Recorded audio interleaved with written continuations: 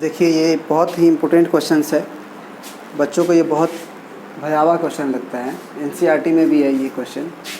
कह रहा है कि in a potato race a bucket is placed at the starting point. In a potato race a bucket is placed at a starting point which is 5 meter from the first potato, and the other potatoes are placed 3 meter apart in the straight line. There are n potatoes in a straight line. Each competitor starts from the bucket, picks up the nearest potato, runs back with it, drops it in the bucket, runs back to pick up the next potato, runs to the bucket to drop it in the bucket, and she continuous in the same way until all the potatoes are in the bucket. What is the total distance the competitor has to run? क्या बोला question? अगर Hindi English पढ़ले नहीं पड़ा, हिंदी में समझाते हैं। क्या कर रहा है कि एक पोटैटो रेस हो रहा है, माने पोटैटो को पकड़ना है और यहाँ पे बकेट रखा हुआ है, उसमें डालना है, फिर दौड़ना है, नेक्स्ट पोटैटो पकड़ना है, फिर बकेट में डालना है, फिर जाना है, नेक्स्ट पोटैटो पकड़ना है, फिर बकेट में डालना है, एंड सो ऑन, ये काम करना है। अब वो पोटैटो रेस में क्या हुआ, उसको हम पिक्चोरियल रिप्रेजेंट कर रहे हैं। जैसे मान लीजिए यहाँ पे एक बकेट है, यहाँ पे आपका एक बकेट है और 5 मीटर दूर, यहाँ पे मान लीजिए आपका ये 5 मीटर दूर है, 5 मीटर दूर एक पोटैटो यहाँ रखा हुआ है, ठीक है ना। Which is 5 metre from the first potato, मैंने शुरुआत वाला जो पोटैटो है वो यहाँ से 5 मीटर की दूरी पे रखी गई है। फिर बोल रहा है and the other potatoes are placed 3 metre apart in the straight line. Other जो पोटैटो है माने ये वाला, वो अब 3 मीटर की दूरी पे है, यानी यहाँ से 3 मीटर, फिर यहाँ पे जो पोटैटो वो भी 3 मीटर, फिर यहाँ से यहाँ जो पोटैटो वो भी 3 मीटर, यहाँ से यहाँ जो पोटैटो वो भी 3 मीटर। माने सबसे शुरुआत वाला बकेट से 5 मीटर पे है और बाकी जितना भी पोटैटो है वो 3-3 मीटर के अपार्ट, मतलब गैप 3-3 मीटर की दूरी पे रखा गया है, एंड सो ऑन। और इस तरह से कितने पोटैटोज रखे गए हैं? There are n potatoes.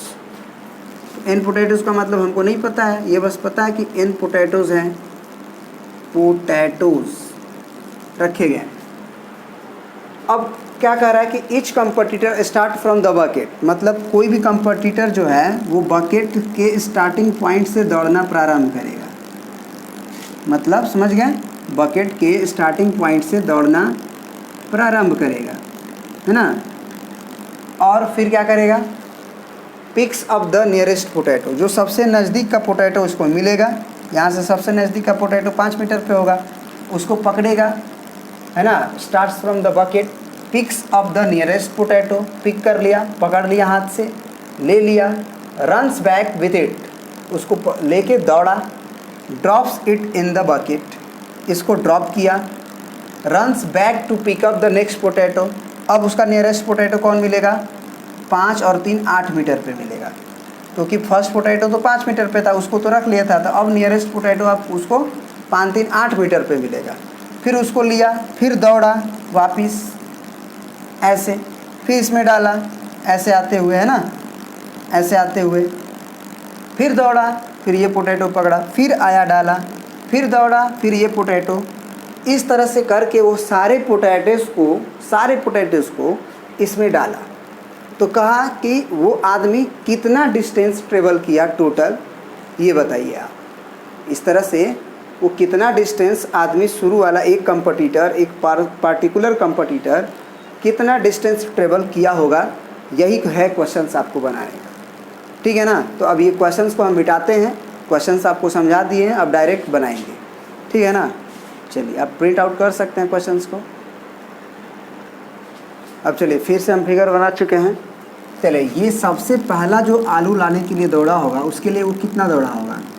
2 × 5 दौड़ा होगा। कैसे? 5 मीटर गया होगा, क्योंकि यहाँ से दौड़ना शुरू किया है, और जब लेके आया होगा तो फिर 5 मीटर आया होगा, तो 2 × 5 मीटर चला होगा, प्लस फिर यहाँ से अब यहाँ दूसरा पोटैटो को लाने जाएगा तो 8 मीटर चला, और वापस भी 8 मीटर आया होगा, तो 2 × 8 प्लस अगला जो पोटैटो लेने गया होगा तो 2 × देखना क्या होगा, 5 × 3 = 8, 8 और 3 = 11, 11 गया होगा 11 आया होगा। तो इस तरह से ही वो चल रहा है।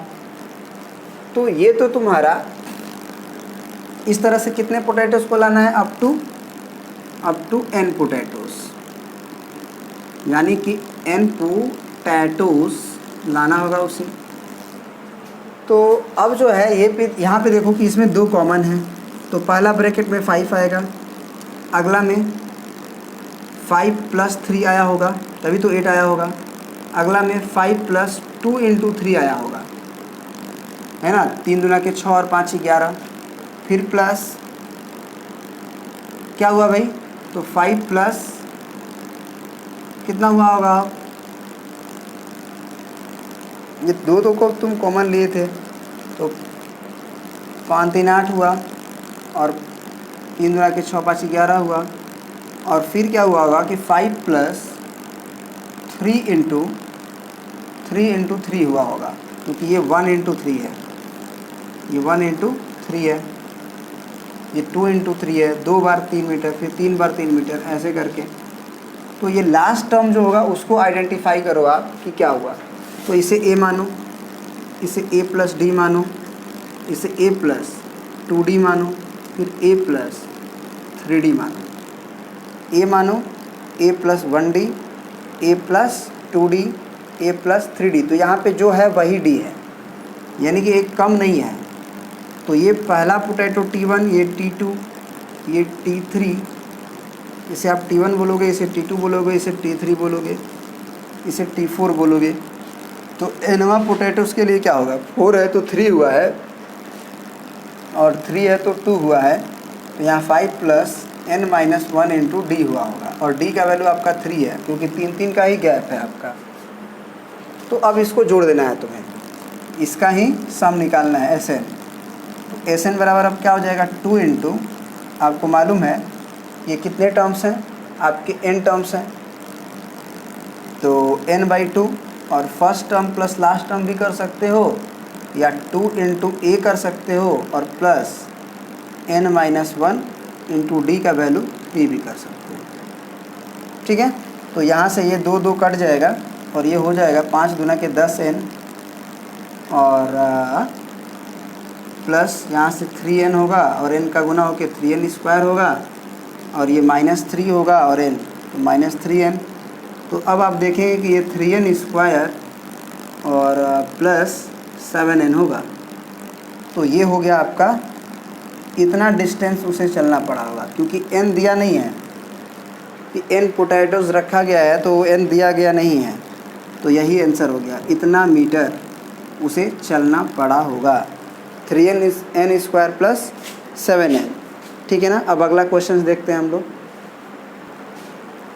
चलिए ये नेक्स्ट क्वेश्चन देखते हैं, ये भी बहुत बढ़िया क्वेश्चन है। ये कह रहा है कि a spiral is made up of a successive semi circle, माने लगातार सेमी सर्कल से एक स्पाइरल बना है, with centres alternatively at A and B, starting with centres at A of radii 0.5 centimetre, 1 centimetre, 2 centimetre as shown. What is the total length of such spiral made up of the 13th successive semicircles? कुछ misprint नहीं, हाँ ठीक है।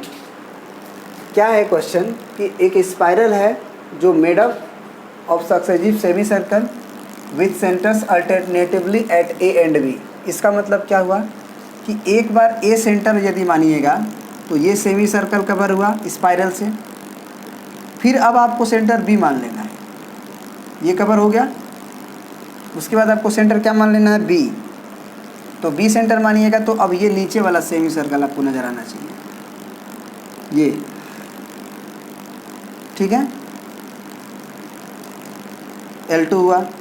फिर यहाँ पे जैसे ही आए, फिर ए सेंटर मानिए, और ए सेंटर मान के अब ये सेमी सर्कल बना आपका, बना। फिर बी सेंटर मान के आपका ये बना, तो इस तरह से आपको गोल गोल कितना घूमना है, 13th सेमी सर्कल कवर करना है, consecutive semi circles of 13th, है ना। तो टोटल स्पाइरल का लेंथ कितना लगा, ये बात आपको पता करना है। ये इंपॉर्टेंट बहुत था समझना कि ए सेंटर मान के एक सेमी सर्कल बना, उसके बाद अब सेंटर बदल गया बी, यहाँ से दूसरा सेमी सर्कल, फिर यहाँ पे जब आए तो फिर सेंटर ए हुआ, फिर ये हुआ, फिर यहाँ से आए तो फिर सेंटर बी हुआ, यहाँ से यहाँ गए। तो इस तरह से सेमी सर्कल्स 13th हैं और जितने भी स्पाइरल्स के लेंथ हैं वो निकालना है। तो मान लीजिए L1 में जो लेंथ लगेगा वो सेमी सर्कल के बराबर लगेगा, तो वो 2πr होता है पूरे सर्कल का, सेमी सर्कल 2πr होता है सरकमफेरेंस ऑफ सर्कल। तो सेमी सर्कल के लिए तो 2πr नहीं बल्कि πr होगा, तो हम लिख सकते हैं πr1, है ना। यानी कि आपको हम ये बोले कि आपका टोटल स्पाइरल का लेंथ जो होगा वो S13 होगा और वो होगा आपका πr1 plus πr2 plus πr3। पहला सर्कल, दूसरा सर्कल, तीसरा सेमी सर्कल, सर्कल नहीं बल्कि सब सेमी सर्कल ही है। इस तरह से पाई आपको R13 तक जाना होगा। तो अब ज़रा देखिए कि पहला सर्कल का रेडियस, पाई तो कॉमन कर लीजिएगा आप, और पहला सर्कल का रेडियस कितना है आपका, तो 0.5 प्लस दूसरे सर्कल का सेमी सर्कल रेडियस कितना है आपका 1 सेंटीमीटर, प्लस तीसरे का 2 सेंटीमीटर, है ना। तो 0.5 के बाद 1 हुआ है, फिर 1 के बाद आपका 2 हुआ है। ये एक्चुअली हम गलत किए हुए हैं, ये 0.5 के बाद 1, फिर 1 के बाद आपका 1.5, फिर 1.5 के बाद आपका 2 और फिर 2.5, ऐसे गए हुए हैं।